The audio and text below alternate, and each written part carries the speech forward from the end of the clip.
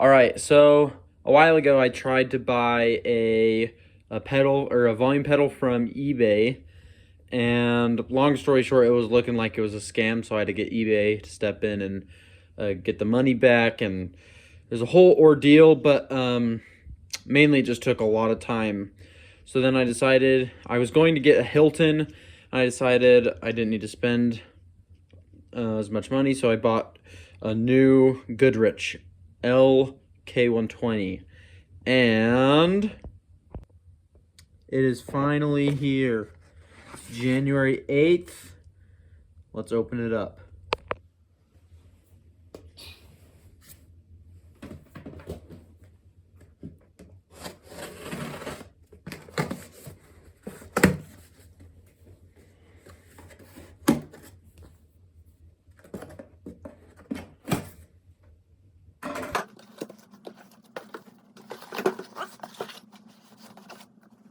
Nicely packaged.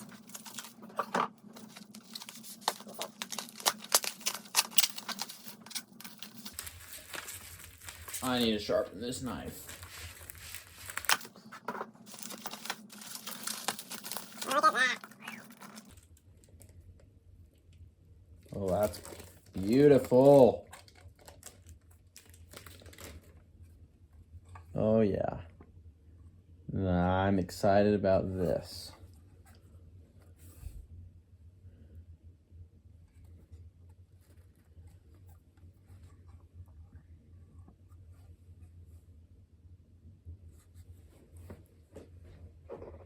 All right, I also got for Christmas a Boss Katana.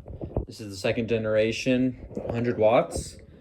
And it was recommended to me by a local steel player. And it's great. I mean, I have everything I could want with it. I'll show you my steel settings I have on a preset. So I'll put that on the screen. But yeah, it's a great amp, not just for steel, but great for guitar too. All right, guys, I've been super busy. I haven't recorded in about 2 months. The last video was recorded January 8th when I got my volume pedal, and it is now March 9th. So yeah, let's talk about this volume pedal. When I first got it, I was a little nervous that it would be a really big learning curve.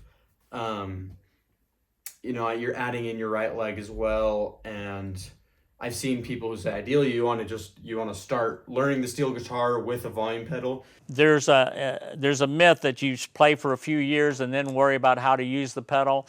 That's not a good idea. Usually those kind of players don't ever master the pedal. But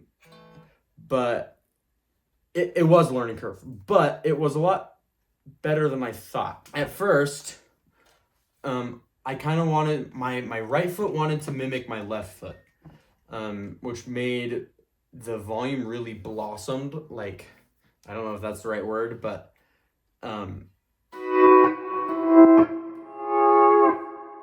like everything would, I was tempted to go 0 to 100 for everything.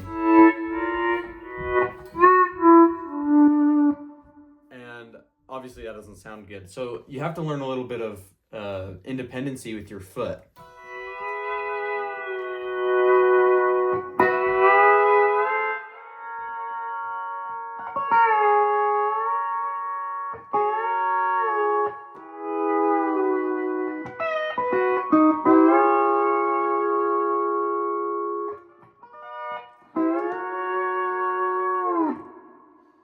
And another thing that was tricky at first is I'm not going from heel down completely. If you want to slowly swell into something, then that you should. But from what I noticed, if you're playing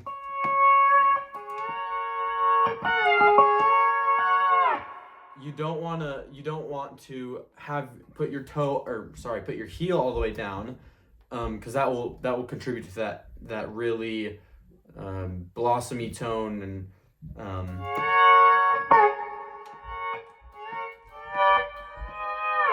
So you want to find a home base.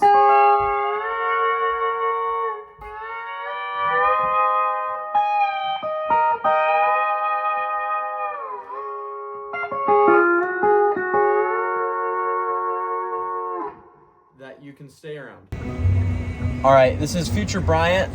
I have already finished filming this episode, but I just had an idea of an analogy to make for volume pedal kind of mechanics.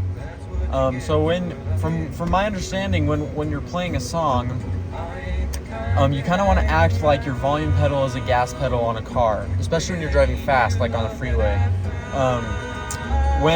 If you're at a stop, that's like being at the beginning of a song or a phrase, and you can swell into the volume pedal, and that's like accelerating in your car.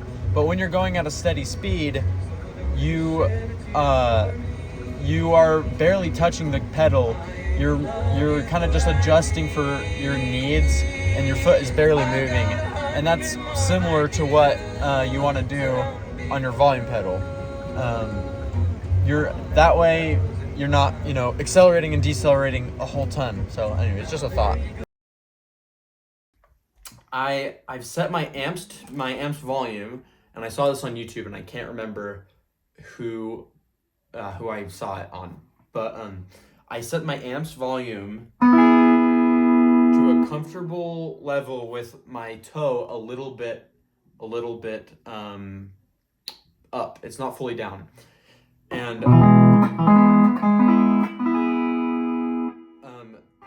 that's kind of where you want to keep it.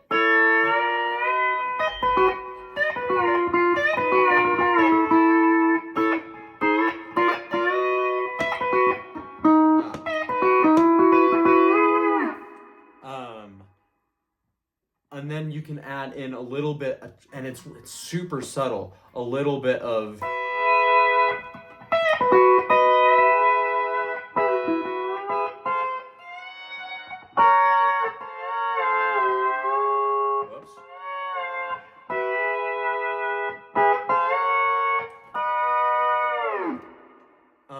I'm barely moving my right foot at all, and that adds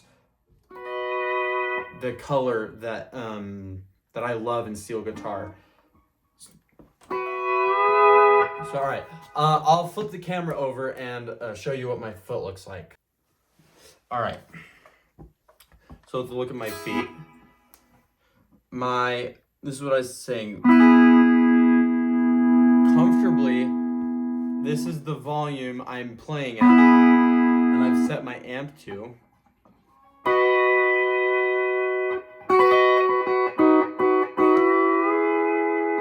But if you want to sustain, I don't even know if you can see it, but I can slowly push down. Now my foot's all the way down. So.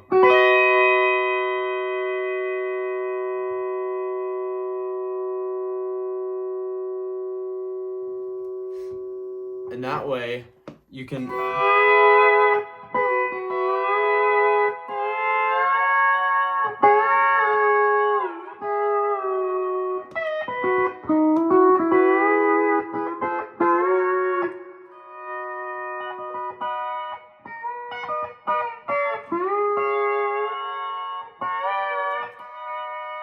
Sorry, I'm still finding my way around this.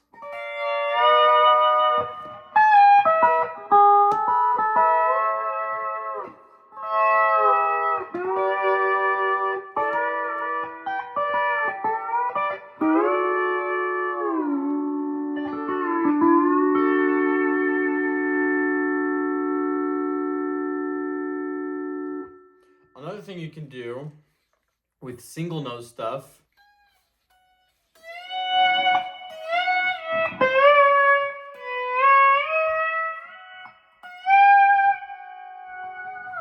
is you have a little more movement with your foot, and you can make it really expressive.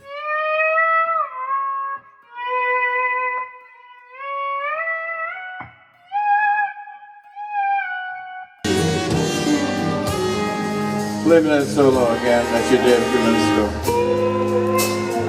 I see why you married her.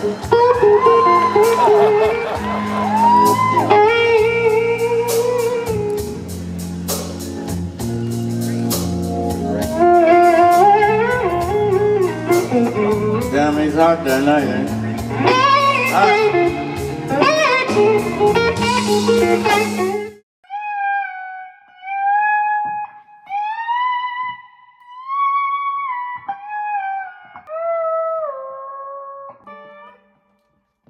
All right, so as you can see, very little foot movements. And even with this faster stuff, I kind of leave it at one position.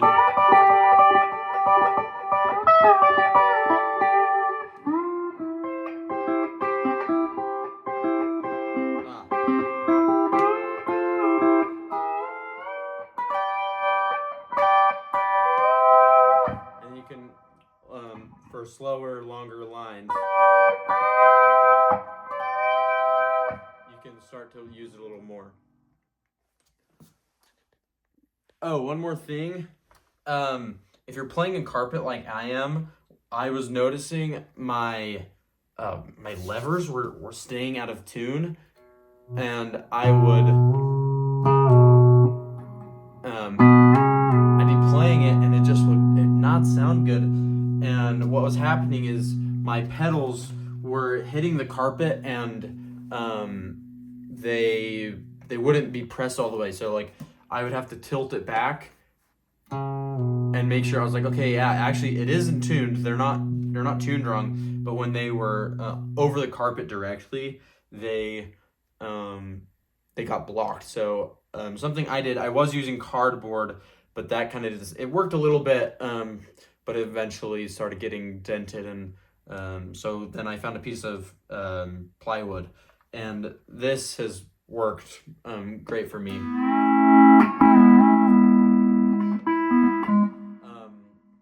So yeah, just a little tip. I'm probably going to build something a little more suited for the steel, little better fitted for this space, but for now this works.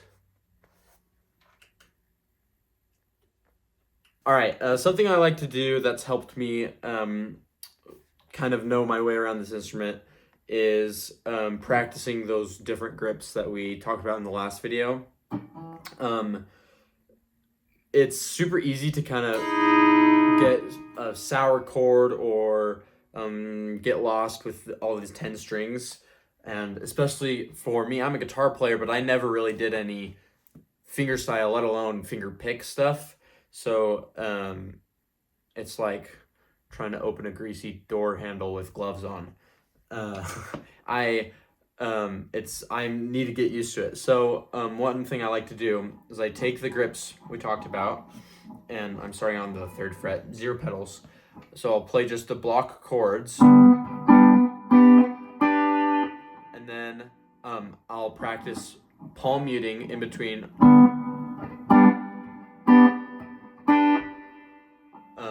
Get used to that. Then I'll just play kind of a little scale. So I'll play the first thing, and I'll same position with both pedals, or A and B. Sorry. And then move up 2 frets with the pedals down again. And then I'll play my F, up 1 fret with my F lever and my A pedal.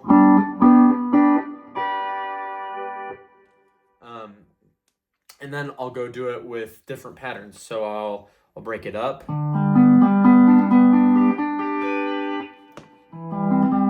Whoops.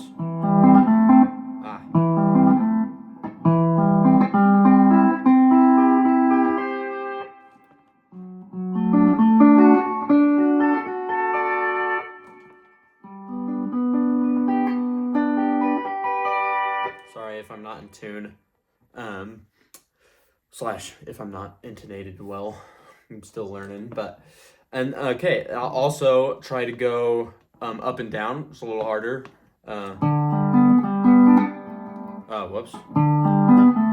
Go slow.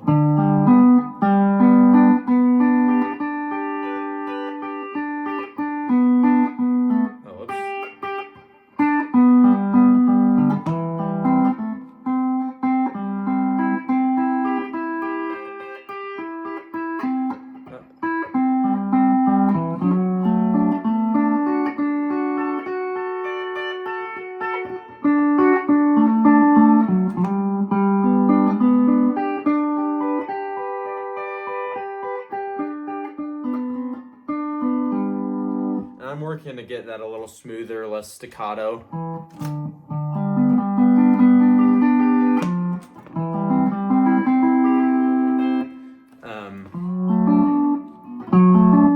Oh man, that's driving me crazy. I got a tune.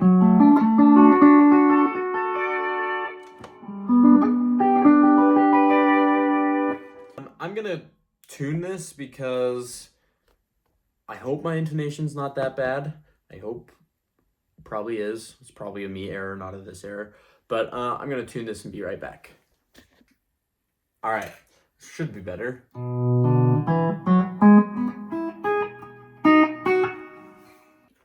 right, let's talk about ways to learn the steel guitar. It is, unless you're in like Nashville, it's a pretty rare instrument to just kind of have. And it can be hard to find a teacher. I don't have a teacher. The guy who sold me this, Ron Anderson, he gave me the number of a steel player who lives around me.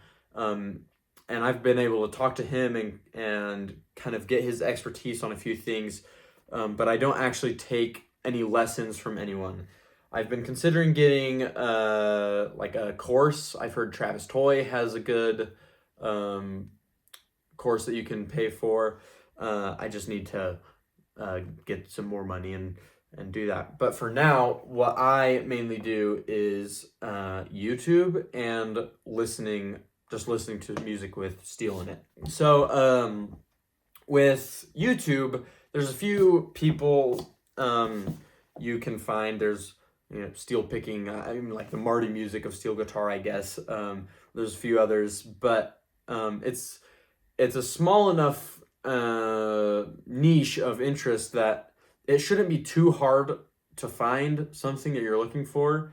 So if you're struggling with volume pedal stuff, you can search up some volume pedal tutorials, and you should be able to find some, or how to make different chords, and that is really good to build like basic skills, and kind of get a foundation in the instrument. Once you do that, though, there's something to be said for figuring something out for yourself, like being able to say, whoa, I didn't realize I could do that, and so I find I think it's really fun to listen to a song, hear the steel part, and say, how can I do that? So I'll give you a few examples of what I like. I really like listening to like hippie cosmic Americana stuff. So there's a few bands, Rose City Band, Tobacco City, Mapache, stuff like that. And I'll listen to it and I'll play along. And if I'll try and just play chords with it. And then if I hear something that it sticks with me, I'll say, whoa, like how do I do that? And I'll rewind it. And I'll try to learn it. So I'll give you a few examples. All right, I've set up some microphones, and I am gonna play along to a song called The Walls by Rose City Band, and we'll talk a little bit after.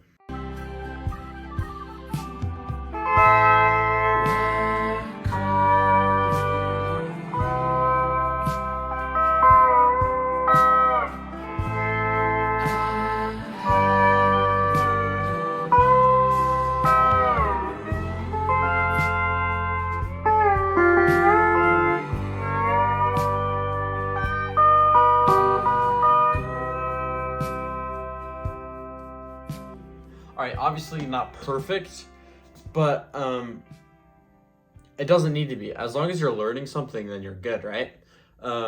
So one thing that you're gonna have to do though is like with this.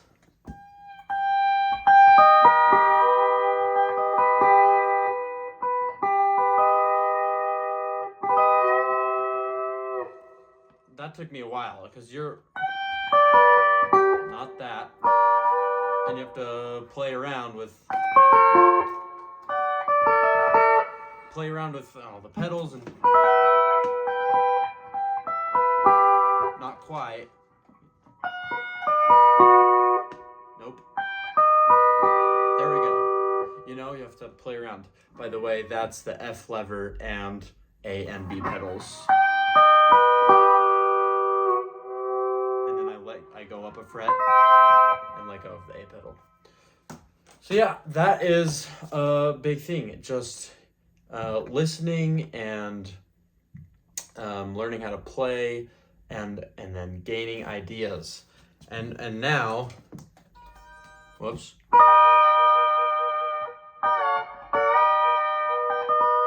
If I ever need, I think it's a diminished chord.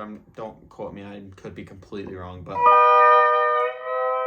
I have some cool, like I can build tension and resolve.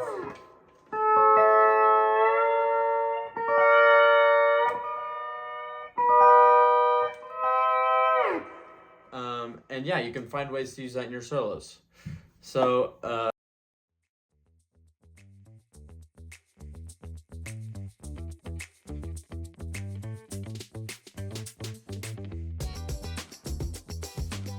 all right, that should be it for today. But next time, I'm hoping to talk a little bit about setup, getting, changing pickup height, maybe talking about the pedal rods and just maintenance to kind of make it play better, because I'm really pleased with this so far, but I've seen some things, so I might want to make it a little better. So yeah, stay tuned for that.